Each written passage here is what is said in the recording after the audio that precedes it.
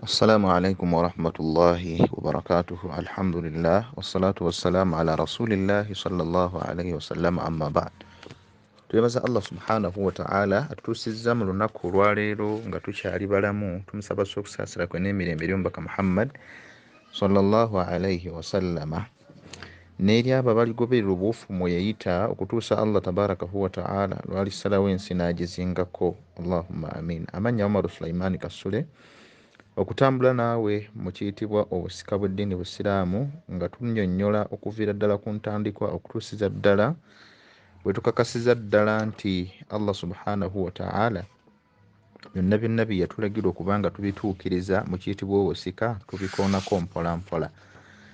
Twakoma ku kumanya omusomo gwe tuliko, kisookera ddala gwe omusomo ogukwatagana ku basika, abaami n'abakyala mu abo abalina emigabo mu by'obusika by'omufu, nga twakoma ku muntu ow'omusanvu. Okujjukizaamu akatono, twatandikira ku taata w'omugenzi era ne tulaba omugabo gw'alina, wabula bw'aba taliiwo ne basembeza jjajja nga ye muntu ow'okubiri asobole okudda mu kifo ekyo.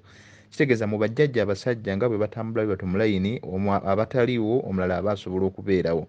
Okuva ku jjajja asooka, bw'aba taliiwo owookubiri najja, owookusatu najja, bw'aba taliiwo owookubiri, owookuna najja, owookusatu bw'aba taliiwo bwe batyo. Bwe tumala ekyo ne tugenda ku maama w'omufu nga ye muntu owookusatu gwe twatunulako, era nga bw'aba taliiwo kigambibwa nti maama we ye jjajja asooka omukyala asobola okuba nga amureplacinga mu mbeera efaanako bw'etyo. Ye jjajja oyo n'abeera nga ye muntu owookuna. Kitegeeza nti mu layini eyo jjajja ku sayidi ya maama, era bwe batyo batambulira ddala. Jjajja maama waba taliiwo, jjajja n'abeerawo, jjajja asooka waba taliiwo, owookubiri najja, owookusatu najja ku sayidi ya maama, naye nga twatunulira mu mbeera eyo nga tewaliwo omusajja asala mu bajjajja abo mu mbeera efaanako bwetyo. Maama wa maama, maama wa maama wa jjajja, jjajja wa jjajja, weekityo n'okudda waggulu. Ne tutunulira ku sayidi ya taata era nga jjajja era akonsidaringibwa ye jjajja, maama azaala taata ye jjajja mukyala asooka, era naye bw'ati asobola okwegatta ne jjajja mukyala ku sayidi ya maama mu mbeera y'abajjajja. Mu mufunze mu bajjajja twagenda okutunulira nga bajjajja ba miteeko esatu babalibwa newankubadde nga bali ba miteeko ena, naye omuteeko ogwokuna tegukonsidaringibwa. Gwe muteeko okugamba nga jjajja mukyala azaala taata, taata wa maama. Kitegeeza nti jjajja mukyala azaala taata, taata oyo n'azaala jjajja, jjajja oyo n'azaala maama. Oyo jjajja mukyala takonsidaringibwa, gwe bajjamu, naye abasigadde ne babeera nga bajja. Gamba nga jjajja mukyala azaala taata, jjajja mukyala azaala maama, abo babiri ku sayidi babiri be bajjajja ab'emirundi ebiri. Jjajja omulala gwe baayongeramu ow'omulundi ogwokusatu ye maama wa jjajja. Tabeera mukyala wa jjajja, naye maama wa jjajja ye jjajja owookusatu. Kati owookuna yono gwe tugambye ate aba takkirizibwa kukola ki? Takkirizibwa kubanga asembera mu by'obusika. Ye jjajja abeera ayingira mu makkati awo nga waliwo omusajja. Ku sayidi ya maama atakkirizibwa ali ku sayidi ya maama, naye ku sayidi ya taata bonna bajjajja ab'emiteeko egyo bakkirizibwa. Gamba nga bamaama b'abajjajja ne bakyala b'abajjajja be bajjajja ab'emiteeko ebiri abo. Kati nolyokoleeta jjajja ku sayidi ya maama asooka, naye ate jjajja owookubiri ye maama wa taata wa jjajja, oyo ye takkirizibwa, ye tajja. Nga ate ku sayidi ya taata be bajjajja abo ab'emiteeko ena gye twalaba, ogumu ogutakkirizibwa gwe ku sayidi ya maama. N'olwekyo abo nno jjajja ye yali omusika owookuna. Omusika owookutaano gwe twalaba ye mwana omuwala, asobola okuba omu oba nga bangi basobola okujja mu mbeera efaanako bwetyo. Ow'omukaaga gwe twalaba ye yali abaana abazzukulu abawala ab'abaana abalenzi. Nga bwe twakinnyonnyola, oyinza okuga nti lwaki ab'abawala tebabaleeta? Twatukinnyonnyola ne tugamba nti abaana abawala bazaala nga bafulumya bweru mu kika, wabula ate abalenzi bazaala bazza mu kika. N'olwekyo bano abaana abawala ab'abaana abawala babalibwa mu kika kiri, era nabo be batwalibwa ng'abazzukulu b'eyo, nga bano ab'abaana abalenzi bwe batwalibwa ng'abazzukulu b'eno. Beebo ab'omukaaga be twalaba. Olwaleero insha Allah mukkirize tugenda kulaba omuntu ow'omusanvu mu basika. Twagamba abasika abalina emigabo bali 9. Nkunnyonnyoddeko omukaaga, olwaleero tugenda kulaba wa musanvu. Yayitibwa al ukhtu shaqiqa, mwannyina w'omulenzi oba mwannyina w'omugenzi. Mwannyina w'omugenzi bwe bagatta maama ne taata. mwannyina w'omugenzi bwe bagatta maama ne taata nga maama ne taata be bamu. N'olwekyo oyo mwannyina abeeremu oba bali bangi be bamu ku basika abateekeddwa okuba nga bamusikira, naye abo tujja kulaba enzija gye bajjamu. Agamba nti laha fil miraathi 5 haalaat, bannyina b'omugenzi abo balina embeera 5 mwe bateekeddwa okuba nga babalibwa abasika, zonna nga zimala kutuukirira. N'olwekyo tugenda kuzinnyonnyola nga bwe mujja. Embeera esookera ddala tarithu nisfa farudan bi 3 haalaati. N'olwekyo mwannyina w'omugenzi asobola okufuna ekitundutundu ku by'obugagga by'omugenzi ku mbeera 3 singa zisangibwa nga weeziri, oba obulombolombo buyite obulombolombo 3 nga butuukiridde. Embeera esooka adamu wujudi lmusharakati laha, singa kisangibwa nti omufu yafudde naye yaleseewo mwannyina yekka, mwannyina nga talinaawo muganda we mulala, amakulu nga tebali bawala babiri be yalese bannyina.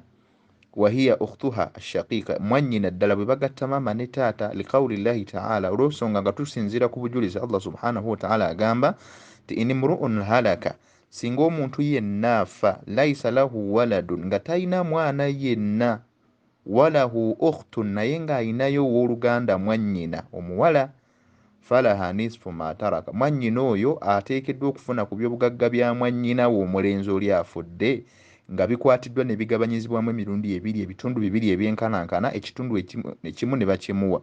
Wahuwa yarithuha, ate nga n'omulenzi oli singa ate mwannyina ono omuwala yabadde afudde, era naye bw'atyo ateekeddwa okuba nga asobola okumusikira.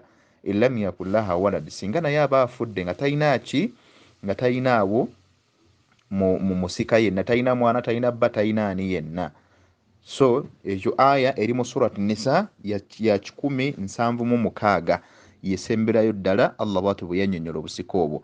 Akalombolombo akookubiri adamu wujudi almuasibi laha, omuwala oyo tateekeddwa kubanga ayinawo nga mwannyina omulenzi yafudde naye nga wasigaddewo mwannyina omulenzi omulala. Kitegeeza tewateekeddwa kubaawo mulenzi mulala yenna bwe bali mu siteeti y'emu, amakulu nga baaluganda, ateekeddwa okuba nga abadde ye n'omulenzi bokka babiri. N'olwekyo ng'omulenzi yafudde ye n'aba nga alina okumusikira. Singa kisangibwa wabo nga waliwo omulenzi omulala, olwo aba tagenda kubeera nga ataafuna omugabo ogwa hafu y'ebyobugagga nga bwe tuzze tulaba ku mbeera y'omwana omuwala. Wal ukhtu shaqiqati fa aktharu tu'jabu bilghayri ma ikhwati shaqiqati fa akthar. N'olwekyo bannyina b'omugenzi bano bagatta nabo maama ne taata abeere omu oba okudda waggulu. Agambye nti tata'assabu bilghayri, basobola okujja ne bafuuka abagenda okulindirira ebyobugagga singa babeera bazze n'omuntu omulala. Singa babeera bazze n'omuntu omulala, singa bazze n'omuntu omulala ngagamba nga mwannyina omulala, bannyina abo abalala, liqawli llahi ta'ala, Allah subhanahu wa ta'ala agamba nti wa in kanu ikhwata rijala, singa bajja abasika abagenda okufuna ku byobugagga by'omufu abooluganda, abasajja wa nisaa n'abakyala, falidhakari mithlu hadhi al-unthayayn, olwo abawala babeera bagenda kufuna emigabo naye ng'omulenzi agenda kuba afuna emigabo egifunibwa abawala ababiri. Aya y'emu eyo mu surati Nisa ey' 176.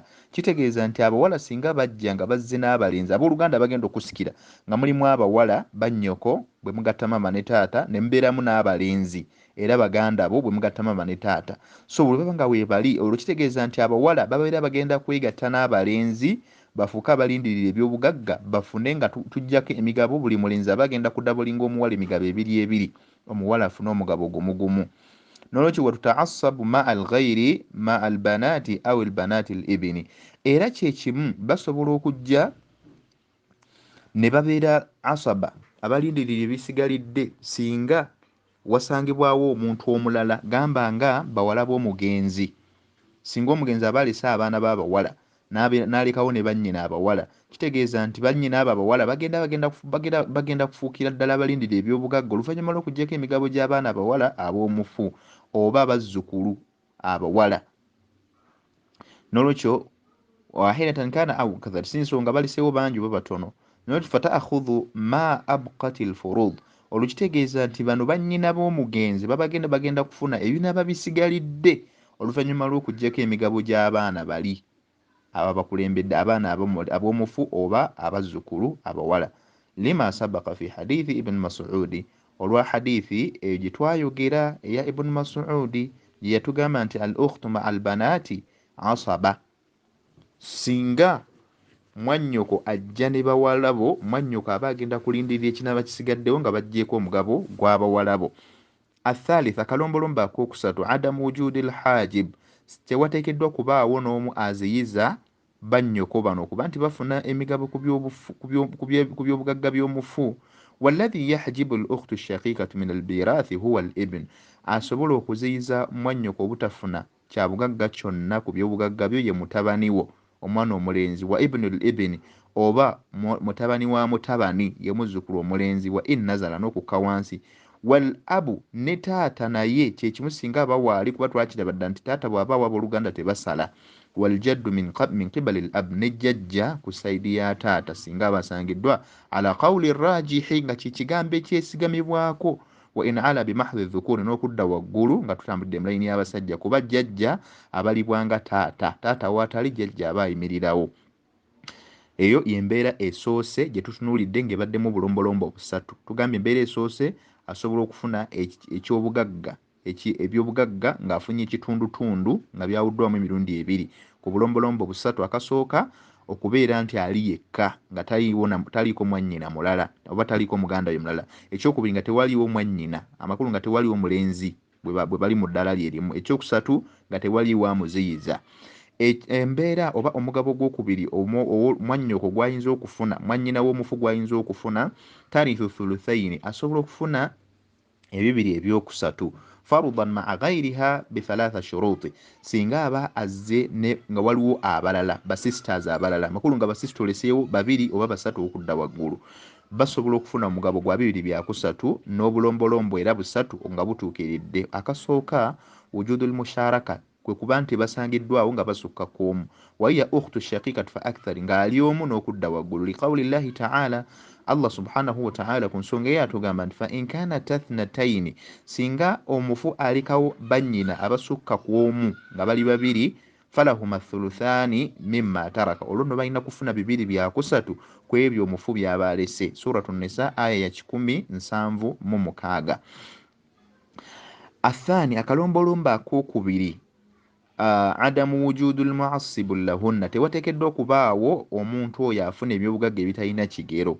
Abawala bano okufuna ebibiri ebyokusatu, ala ma sabaka bayanuhu min asharuti thani min shuruti alhalati alula, kwekyo kusinza kwekyo kye twannyonnyodde mu mbeera eyasoose yakulembedde nti abawala bano bwe babeerawo nga balina omwana omulenzi, babeera basobola okuba nga balindirira ebyobugagga nga tutunuulira etteeka erigamba, principle egamba nti lidhakari mithlu hadhi al-unthayaini, nti omulenzi aba alina kufuna emigabo egidabolinga abawala babiri.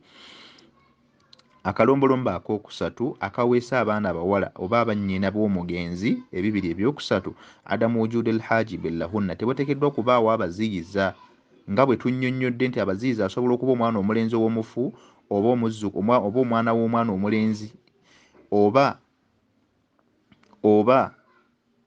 taata w'omufu oba jjajja w'omufu, mu mbeera efaananako bw'etyo. Obwo nno bwe bulombolombo obusatu obuteekeddwa okutuukirira abaana abawala basobole okufuna ebibiri ebyokusatu ku byobugagga by'omufu. Omugabo ogwokusatu gwe basobola okufuna oba embeera ey'okusatu, wahiya tarithu wahidatun kanat aw aktharu ta'siban bilghayri lidhakari mithlu hadhi al-unthayaini, basobola okufuna bannyina b'omugenzi abeere omu oba nga bangi, okufuuka abalindiridde ebyobugagga singa wasangibwawo omulenzi mwannyinaabwe bwe bali mu ddaala lyerimu, nga tugoberera principle nga bwe tugambye nti lidhakari mithlu hadhi al-unthayaini, omulenzi aba alina okufuna emigabo ebiri, amakulu emigabo egifunibwa abawala ababiri ye gy'alina okufuna, kitegeeza nti aba badabolinga. N'olwekyo owo nno nga kaliko obulombolombo bubiri obuteekeddwa okutuukirira. Akasooka, an yujada ma'aha akhuha, bwe kubanga wasangiddwawo omwana omulenzi mwannyina w'oyo nga bannyina baluganda basatu, amakulu omufu afudde n'alekawo bannyina babiri, basisters babiri, n'alekawo ne muganda we omulenzi omu, olwo kitegeeza nti bali mu ddala lyerimu.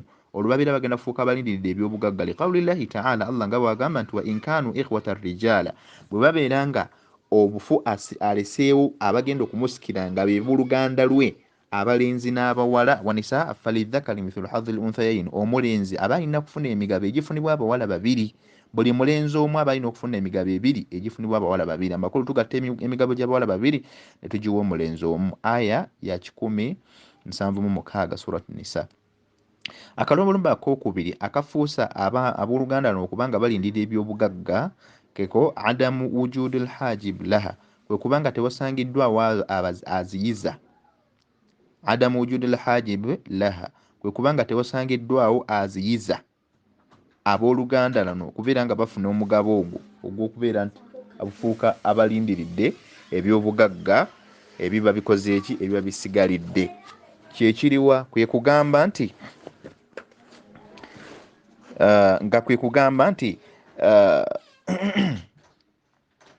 adamu ala ma sabaka fi bayan nga tugambye nti tewateekeddwa kubaawo either jjajja tewateekeddwawo kubaawo taata tewateekeddwa kubaawo omwana mulenzi ow'omufu olwo abatagenda baziyiza kufuna migabo gyabwe eno yembeera eyokumeka eyokusatu. Omugabo ogwokuna bannyinaffe gwe basobola okuyingiramu oba yembeera eyokuna tarithu wahidatun kanat au aktharu taasiban maa alghairi n'olwekyo basobola okufuna omugabo era ogw'okulindirira ebisigaddewo oba okufuuka abalindirira ebisigalidde singa baba alina gwe bazze naye. Fataakhudhu ala ma sabaka fi lfurudi bithalathat shurut singa betugambye nti basisita bo basobola okujja ne bawalabo kitegeeza basisita bo bagenda kulindirira ebyobugagga oluvannyuma lw'okujjako emigabo gy'abawalabo nga bwe twannyonnyodde mu kulembera olwo nno obulombolombo busatu nabwo bulina okuba nga bukola ki bukulembezebwa. Akasooka adamu lhajibu laha tewateekeddwa okubaawo abaziyiza ala ma sabaka bayano nga bwe twogedde nti aziyiza abannyoko ye taatawo bajjajjaawo omusajja azaala kitaawo oba omwana w'omulenzi oba omwana w'omwana wo omulenzi. Akalombolombo akokubiri adamu wujudul akhi shaqiq tewateekeddwa okubaawo mwannyinaabwe bwe bagatta taata ne maama tateekeddwa kubaawo tugwenso li annahu idha wujida waritha maahu asaba bilghairi singa asangibwa nti waali olwo babeera tebagenda kufuna bibiri byakusatu oba kubeera abasikira ebyabisigadde kuba ye singa anaabaawo aba agenda kwegatta nabo bafuuke abalindirizi b'ebyo ebinaaba bisigadde babigabane. Fataasibu bilghairi aqwa min ataasibi maa alghairi n'olwekyo ataasibu bilghairi omuntu okubeera nga alindiridde ebyobugagga n'omuntu omulala kyamaanyi nnyo ate okusinga okuba nti alindirira ebyobugagga nga waliwo gw'alindirira asooka amala okufuna ate naye alyoka afune kyebagamba taasibu maa alghairi wa muqaddamun alaihi era kyekikulembezebwa. Akalombolombo akokusatu an yujada maaha bintun akthar ateekeddwa okubeera nga afuna omugabo ogw'okubeera nti afuna ebyobugagga olw'abantu oba afuuse alindiridde ebyobugagga ebyo bisigalidde olw'abantu abalala abamuli mu maaso ng'ate nno bateekeddwa okuba nga bangi kitegeeza kwe kubanga ali omuwala kwe kubanga ali omuwala omu abawala babiri n'okudda waggulu. Wadalilu ala hadhihi alhala embeera oba eno oba obujulizi ku nsonga eno hadithu ibn Mas'ud ye hadithi ya ibn Mas'ud yaleeta radiyallahu ta'ala anhu anna nabiyya sallallahu alayhi wa sallama qadha lil binti nisf yalamula n'agamba nti omwana omuwala ow'omugenzi ateekeddwa okufuna haafu ya byabugagga bya kitaawe oba bya mugenzi bya mukadde we. Walil ibnati sudus ate walil ibnati al-ibn ate omuwala w'omutabani ye ateekeddwa okufuna kimu kya mukaaga takmilata lithuluthaini olw'okufuna oba okujuliriza emigabo gy'abawala gye bateekeddwa okufuna mu byobugagga by'omufu egy'ebibiri ebyokusatu. Wama baqiya falil ukht ekiba kisigaddewo kiba kiweebwa omwana oba kiweebwa mwannyina w'omugenzi bw'aba nga asangiddwa nga waali. Ekyo nno ojja biraba babitunnyonnyola hadithu twagiraba nga yaleetebwa Tirmidhi.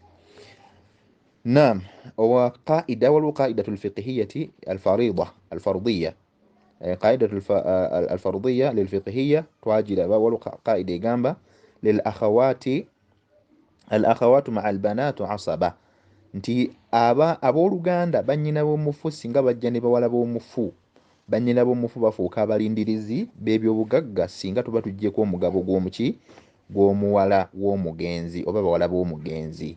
Eyo hadithi twakiraba.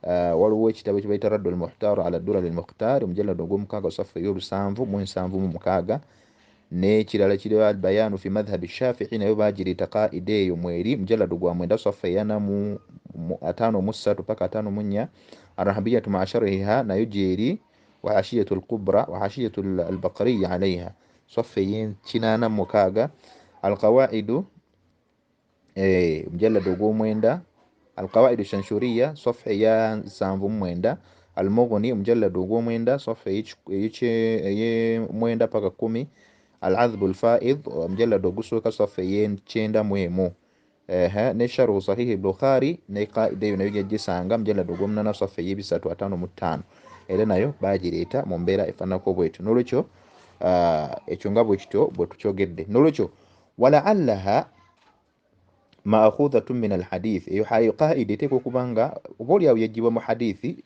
eya Ibn Mas'ud gye twogedde eri waggulu wa mimma thabata an Zaid ibn Thabit ne mu kimu ku ebyo ebyanywera oba ebikakasibwa ebigibwa ku Zaid ibn Thabit radiyallahu anhu nti annahu kana yaj'alu al-akhawat ma'a al-banati asaba yalinga bannyina b'omufu bwe bajja ne bawala b'omufu nga bannyina b'omufu bafuuka abalindirizi b'ebyo singa babajjeko omugabo gw'abaana abawala b'omugenzi la yaj'alu lahunna illa ma baqiya era yalinga tabawo okujjako singa bwe yagabanyanga ne babaawo ebisigaddewo ng'ebyo byabakwasa ekyo nno bwekityo bwe tulabye.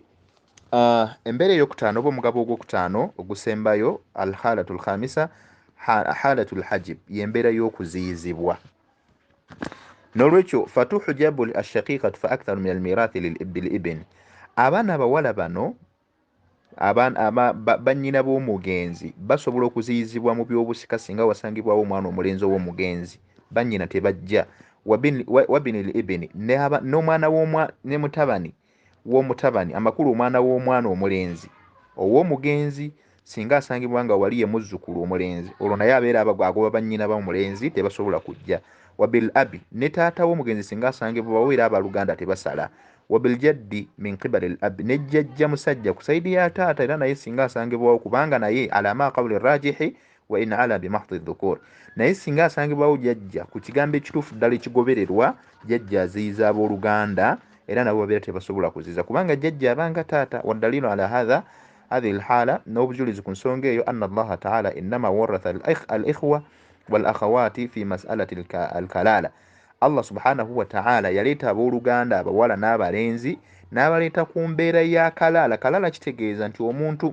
وهو ما لا ولد له يمونتو أبا فدين غتالينا موانا ينا ولا والدة قد تايناونا مزد ينا فقال تعالى الله سبحانه وتعالى ناقام ليستفتونك بكبوزا محمد sallallahu alayhi wa sallama ku muntu abeera afudde nga talina mwana kulillahu yuftikum fil kalala bagambe nti Allah ajja kulamula ku muntu oyo abafudde nga talina mwana mbeera kijasikirwamu nagamba nti inimru'un halaka singa omuntu yenna afa laisa lahu walad nga talina mwana yenna ye aye yakka walahu ukhtun naye nga alinawo w'oluganda mwannyina omuwala falaha nisfu ma taraka ateekeddwa mwannyina okubanga amusikira afuneko ekitundu ku byobugagga bye byabalese wahuwa yarithuha ate naye omugenzi oyo singa mwannyina yabadde afudde omukyala olwo naye wahuwa yarithu naye aba asobola okubanga amusikira illam yakul laha walad singa mwannyina omukyala oyo afudde nga naye talina mwana yenna ayo twagirabye ya 176 mu surati nisa nolwekyo fabayyanat al-ayatu annahum la yarithuna ma'a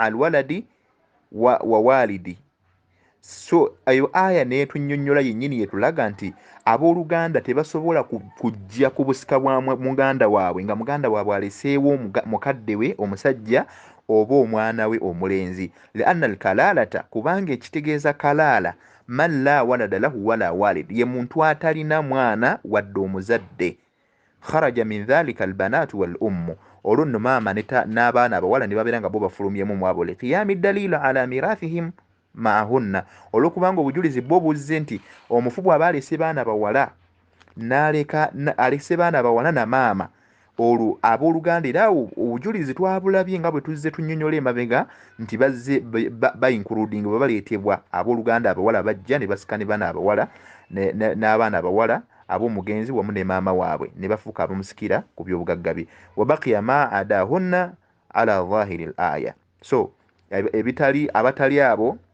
abatali baana bawala oba abasisters n'abaana abawala ne maama abo bo be baggiddwamu kyo aya neesigala ng'eziyiza abasigadde abatali abo kusinziira ku bujulizi bwe tuzze tulaba wa hatha kulluhu biitifaaqi ahlul ilm ebyo nno byonna abamanyi babyegattako illa ma sabaqa al isharatu ilayhi min khilaafi fi hajbihim biljaddi okujjako kutwannyonnyolako bwe twali tunnyonnyola ku kwawukana kw'abamanyi bwe baayawukanira wakati w'abamanyi abamu ne bagamba nti jjajja asobola okusika n'abooluganda oba jjajja oba abooluganda basobola okuziyiza jjajja enjogera ebbiri zetwalaba ez'abamanyi ku mbeera gye twali nnyonnyolamu wabillahi tawfiq. ebyo nno jabbisanga mu kitabo ekitibwa al ijma safha eya 34 البيان في مذهب الشافعي مجلد وقوم صفحة 54 المغني لابن قدامة مجلد وقوم كاغا مجلد وقوم enda صفحة يوم كاغا ojja kuba ng'obyetegereza ebyo nno byaleetebwa mu mbeera efaananako bwetyo. Billahi tawfiq. Tusaba Allah tabaraka wa taala atwongere atukugule mu kumanya ate abeere ng'atuwa okukolera ku ebyo bye tuba tuyize. Wabillahi tawfiq. Tumaliriza abantu ow'omusanvu be bannyina b'omugenzi nga bwe tuboogedde. Tusaba Allah tabaraka wa taala atwongere okumanya n'okussa mu nkola.